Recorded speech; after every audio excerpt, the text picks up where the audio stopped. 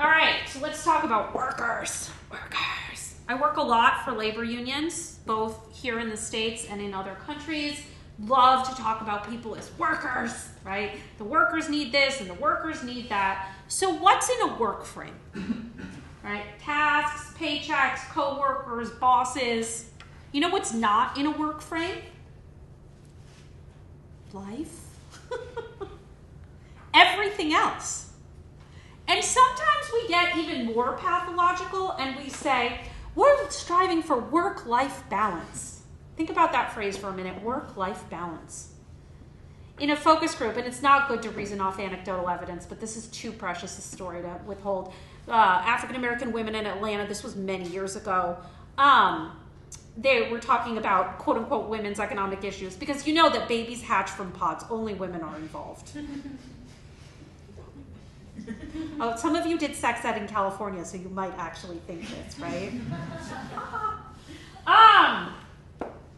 So this one woman says, work-life balance? That's white lady briefcase talk. I work for my family, so I don't know what you're talking about. When we talk to most people, the reason that they work is for their family. So the way that they understand gains in wages and working conditions is, can I set my kid off to a bright future? Can I provide for my family? Can I retire securely? They don't understand improvements to work through a work frame. They understand it through a family frame. So when we reference people as workers, what we do is we eclipse from view. I don't know if any of you are old enough to remember Free to Be You and Me. Mommies are people, right? So I like to say workers are people.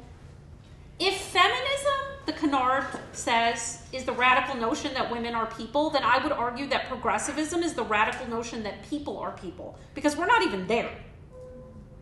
What we find in experimental study over and over and over again is that when we split sample and we ask people, should working people have X or should workers have X, we're doing anywhere from 7 to 20 points better in terms of people saying yes when we say working people. Does that make sense?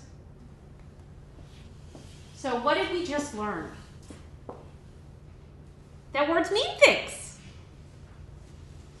That even a single word actually evokes an entire frame or schema. So when we call people workers, it activates one set of associations. When we call people people, it activates another. That people toggle between competing frames. They're capable of believing, at least most of them, that paying people $15 an hour is absolutely right and necessary and what we need to make ends meet, and that paying people $15 an hour will send goods disastrously out of reach, it will be inflationary, and we won't be able to buy hamburgers at McDonald's. And it's our job to toggle them into the most progressive understanding they can have and to hold them there. And when we do things like argue on our opponent's terms, we should do this because it's good for the economy, we toggle them into a less helpful mindset for our argument. That's why effective communication must consider context, what associations words evoke. Yeah? Easy, right?